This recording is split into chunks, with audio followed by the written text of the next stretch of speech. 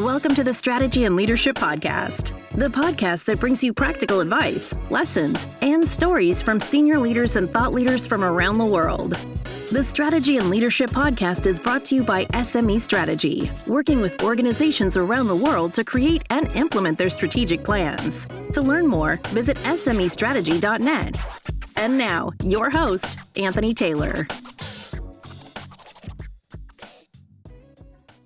Hey there, folks. Welcome to today's episode of the Strategy and Leadership Podcast. My guest today is Dhiraj Rajaram, who is the founder of Mu Sigma. He warned me to make sure that my expectations were not too far away from the, average. And so for any of you math geeks, you are going to find that hilarious, and everybody else will have no idea what I'm talking about, but that's okay. Dhiraj has built an incredible company in an industry, or I don't even know if it's an industry, a field, if it is just the world that we live in, managing data and interpreting it. And I really love the perspective that data is like crude oil. And so it depends what you do with it. And it's been neat seeing what other organizations have done working with your company. Dhiraj, thank you so much for joining us today. Thank you so much. Appreciate you having me over. Excellent. And please feel free to put more math jokes throughout the podcast. I am more than happy to do that. My friends know that I love puns and I'm a nerd, so I'm excited for that. Dhiraj, why don't you tell our listeners a little bit about your origin story, how you founded Mu Sigma almost 20 years ago, and then I'll get into some questions with you. Sure. Thanks again, Anthony. I'm Dhiraj. I'm the founder of Mu Sigma. We got started late 2004. Early 2005. We today work with over 140 Fortune 500 clients. The thinking behind the company is that, as the world keeps changing faster and faster, organizations need to look at their own businesses with new eyes.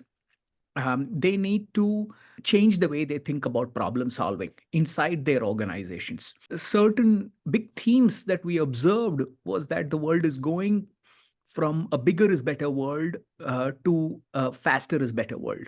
We are competing less on economies of scale, more on economies of speed. And in such a world, we are all being asked to produce not just products and services, but experiences. And therefore, a world of experiences and the world of interactions are quite connected with each other. So how should you think about problem solving? In the past, we've been thinking about it as separate entities. We feel that the future that we are currently already on, I feel, is one where we have to think about problem solving as interactions. Just to put this perspective, you and I are entities in this podcast, but what we produce together is an interaction. Our viewers are going to see this interaction. Seeing that, doing all the things that to make interactions between math, business, technology, behavioral science, design thinking is going to become important. Doing everything to make interactions between marketing, supply chain, risk, product is going to be interesting. And that kind of world requires new capabilities, a new kitchen in which you can make those types of food. And that's what Mu Sigma has been working with large Fortune 500 companies as their transformation Sherpa. It's their climb for sure, but we are with them during that climb, making sure that they can do well. So that's the company. We happen to also be India's first unicorn, first or second unicorn, depending on who you ask and how you ask. And we took in about $14 million of primary capital from very reputed investors.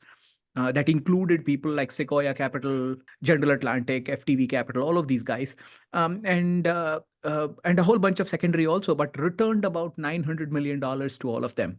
So we built a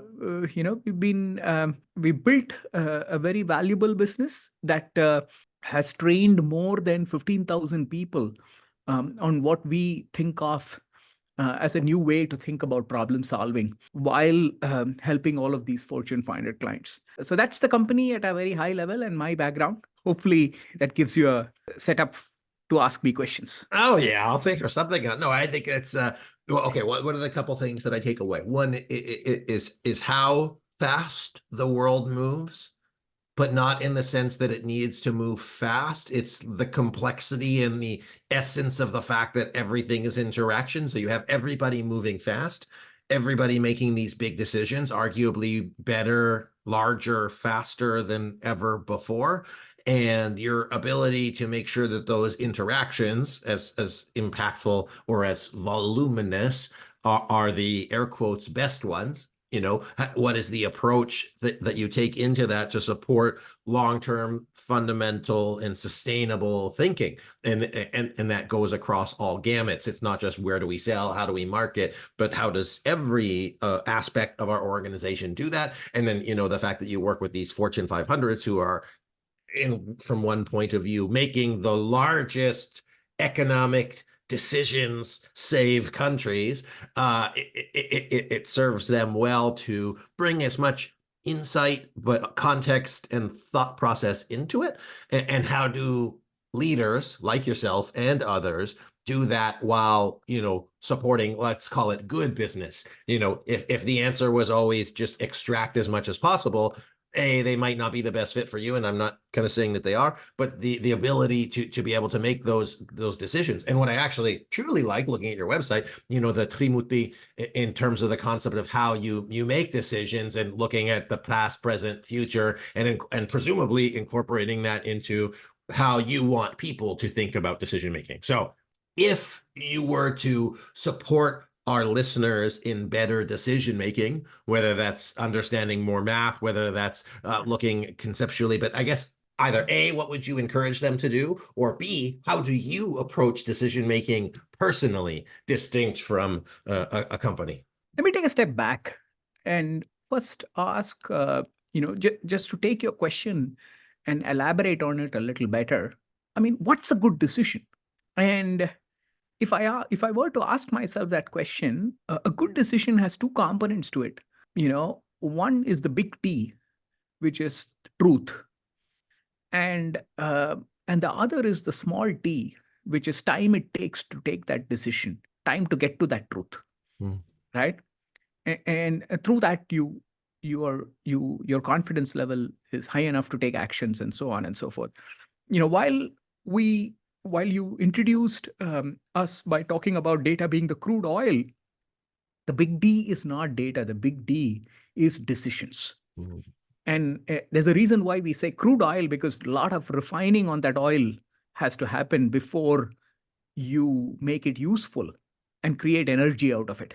And therefore, this aspect of data and facts and unarguable things evolving and objective things evolving into dialogue, and from there evolving eventually into decisions, and by that time the objective has to give away to some amount of subjectivity, is going to be very, very important. And we are also seeing that the world that we live in has more parts than before, and more parts that are interacting, and through which you have an increase of complexity. Unless you address this complexity, you through detailing, you have to detail stuff. You are not making, the decision with the eyes fully wide open. So the ability to address complexity, seeing the parts in your business, seeing how they interact, understanding how the parts are changing and how the interactions are changing, to see the whole system more holistically, is going to become very, very important. There are new fields. Can you outline detailing for me, just so I can understand if it's a capital D detailing or just what do you mean by detailing? Well, I mean, just the detail, just getting to the details of stuff. Okay, got it. there's things, you could tell me you live in Palo Alto, or you could tell me that you live in a certain street, a certain address, right next to a location. So the more details you give me, more, interesting that useful that information becomes to anybody doing anything with that, with that information. So that aspect of getting to the details allows you to address complexity. Got that. Perfect. Sorry, I wasn't sure if it was, but I think the example or the explanation was the more detail you have, the better decision you can make. And if you stay at surface level data, you can make surface level decisions. And again, I don't know if that wasn't necessarily what you were saying, but that's what I took from it.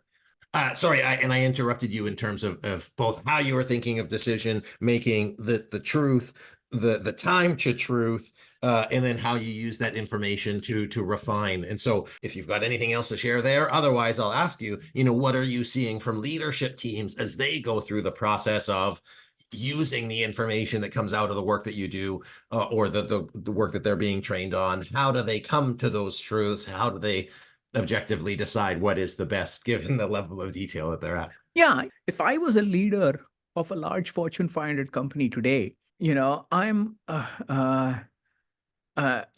faced with change that's originating from various places. It can be the supply side, it can be the demand side, it could be geopolitical risks, it could be consumer behavior changes, it could be new technology, which is constantly challenging the way you think about the world.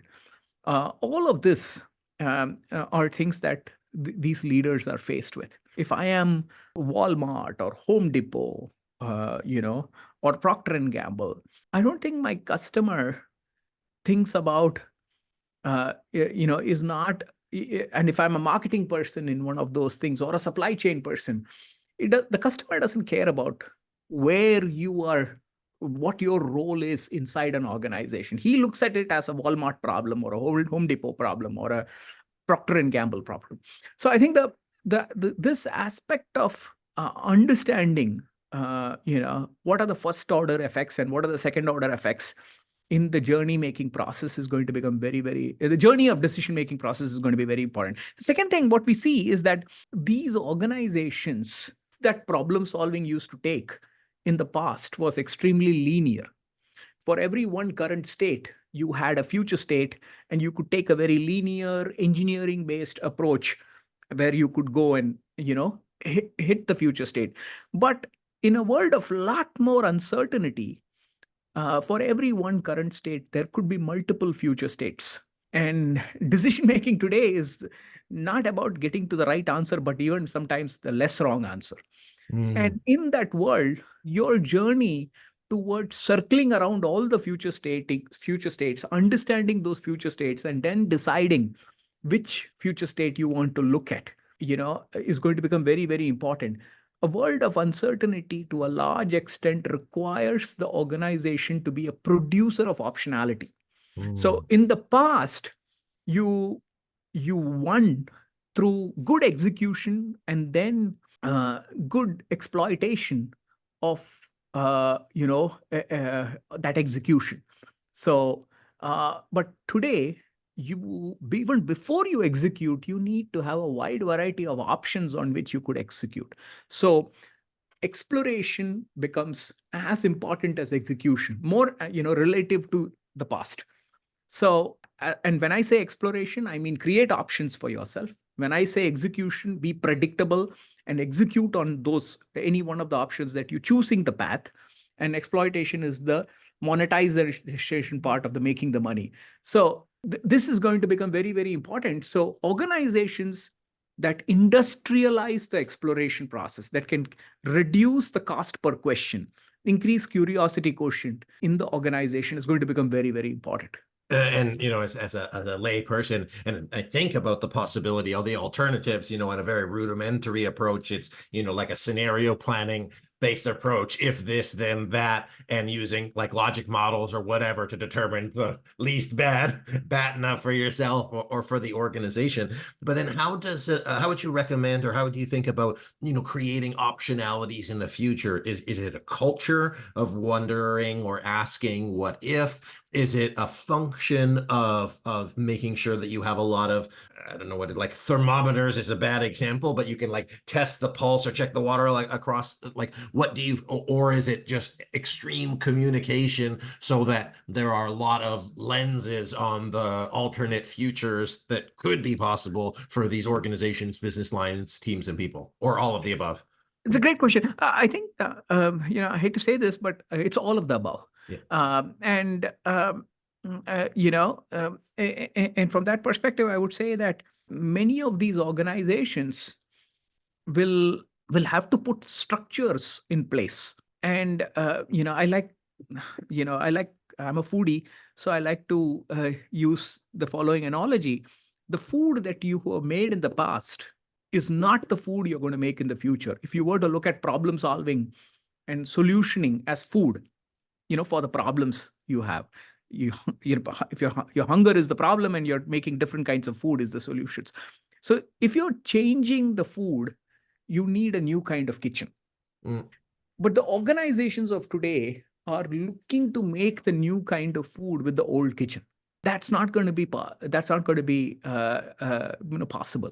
So many of these organizations, they have to work on learning new recipes for sure, but at the same time they have to also build a new kind of kitchen inside that will allow them to do more with less people, that will allow them to do more faster, that will allow them to do more in a sustainable manner.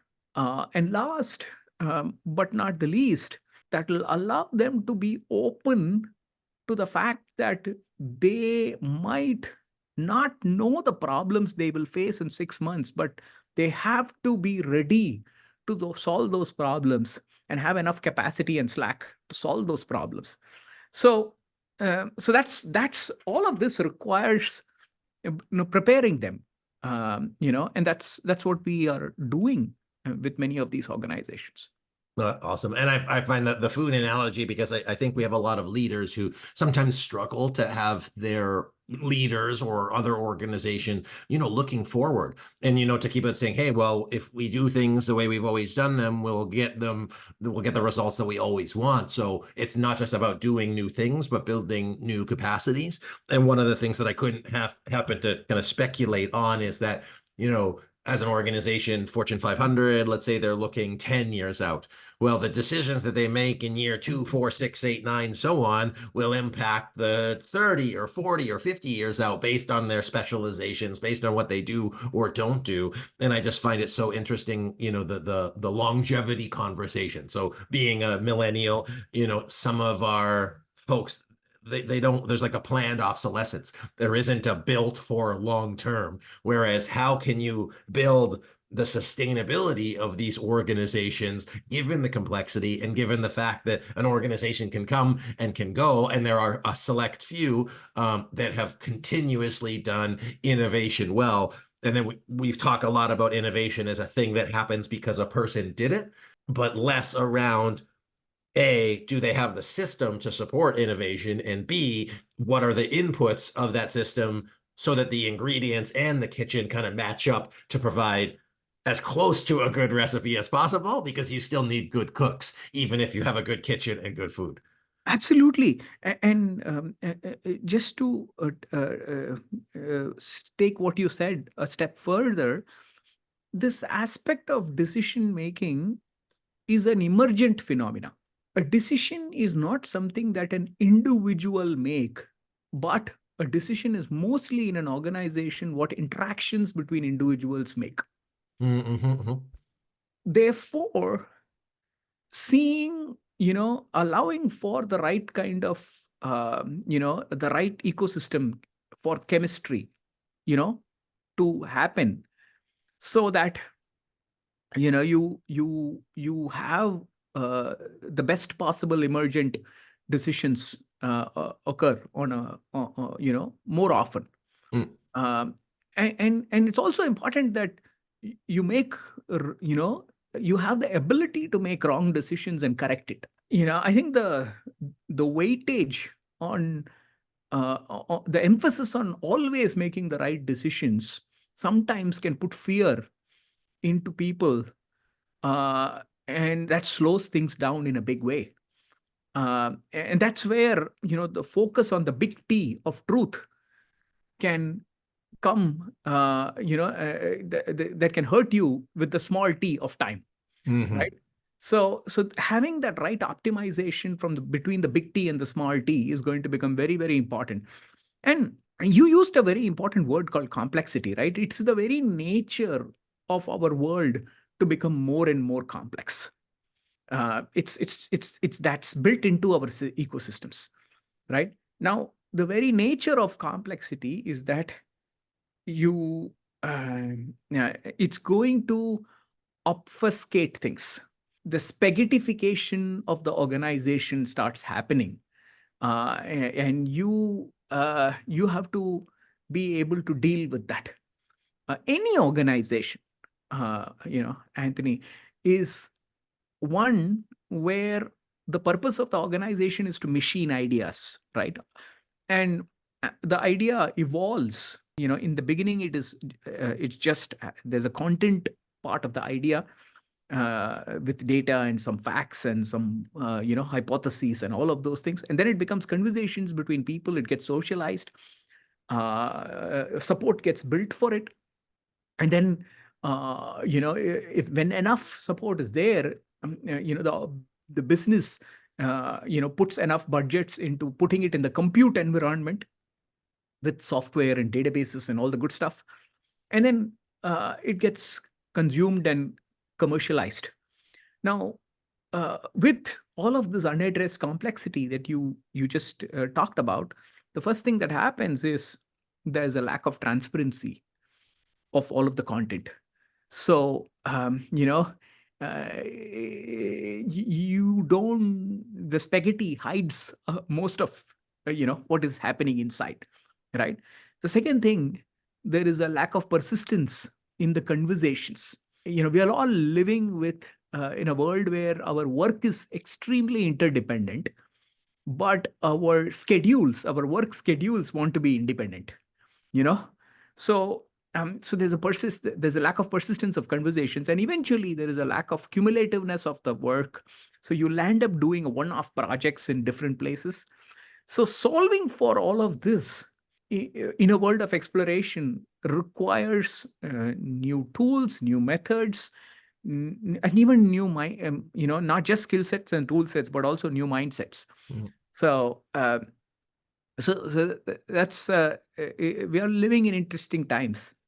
Yeah, absolutely. Well, I mean, I will say, well, there's so much I took in that, how building the right ecosystem. When we talk about strategy implementation, we focus less on doing a bunch of tasks and making sure that the environment for that is supported. So I think we speak the same language there. One of the things we think about is like an acceptable level of failure, because as you look at decisions, and I kind of balance that with, we had a guest talk about the perfection trap, is that some people are so worried about getting the perfect answer, whereas like a good enough answer fast.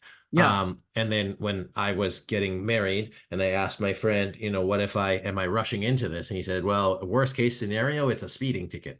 And I said, wait, he said, yeah, you go too fast, you pay a fine. But sometimes that's how it goes. And especially with by the way, apologies to anybody that's offended by that. I'm sorry. My wife and I are still together. We're having a great time. But, for organizations that are trying to make decisions, and to your point, not the right decision, but the best decision, and then balancing that with the data that you have versus the data that exists. And then there's some decisions that are objectively wrong and end up being successful. For example, if he said, hey, I'm going to start up a business objectively, or there are a small sample size of failures or successes relative to the many failures, certain product lines that if you polled people, they would say that's not good. It's, you'll never buy it. And then they become giant successes. So managing that, but then also having the system and the communication and the transparency as an organization to understand, hey, we have to make certain decisions that are going to be better or worse for us. Unfortunately, we're running low on time. I have two questions. One, I don't know if it's just my view. Is this a pi symbol in your glasses, or does it just happen to look like that? It just looks like that. Okay, just look like that. Okay, because I was going to ask you, given that we have, managers and leaders, some of them at their early stages of career, whether they have, statistical modeling at their disposal, or, if they're using scenario planning or alternative-based approach, how would you recommend that they start thinking about building those systems within their organizations? What are one or two things that they could do to support that long-term, more systemic thinking in a complex world? I think the nature of technology is to allow human beings to get more throughput, so do more work in less time. That's the nature of technology. And because of that, all of this, complex statistics, econometrics, operations research, AI, everything, there's tools for that right now. So if you're if you're running a large organization, while you need to have an appreciation for that, you don't need to know all of that. It's kind of like, do you know, how to pluck the right mushrooms if you were left in a jungle? Probably you don't, because, well, we've evolved to such a way that you can buy mushrooms on Whole Foods, right? So I think that the same thing is happening with many things, where things are, you have lots of good tools and platforms and, processes to help you that. But the curation of that and making sure that you have the right teams who are structured to industrialize the exploration process. Information technology as a group was primarily used to industrialize the execution process. So build a better accounts payable system, build an accounts receivable system, implement your ERP, the SAP ERP system. Now, when you want to build an exploration system, it happens at the interaction between business and technology. It means the problem solver, technology, and the solution consumer have to constantly be speaking to each other and interacting with each other. We don't have those forums established well in large Fortune 500 companies yet. So the ability to take a muddy and fuzzy problem and take that problem statement and convert it into a better problem definition before solving it, looking at various aspects of it, and do it in a very iterative manner, that's not yet happened in many large Fortune 500 companies. And that's also one of the reasons why they get disrupted by smaller companies who still don't have that complexity.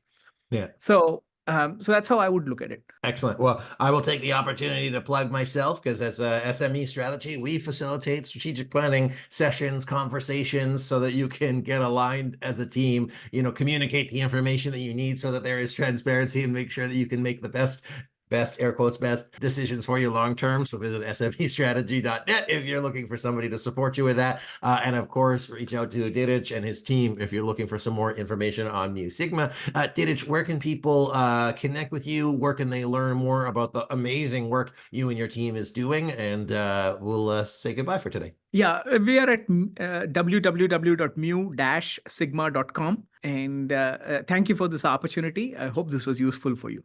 It was fantastic. And I think one of the things that I'm taking away from today is just, the ability to make good decisions as an organization, big and small, and the interactions of all things within the business and how they lead up to it. People are inundated from the marketing and sales side with data, and they're kind of used to it.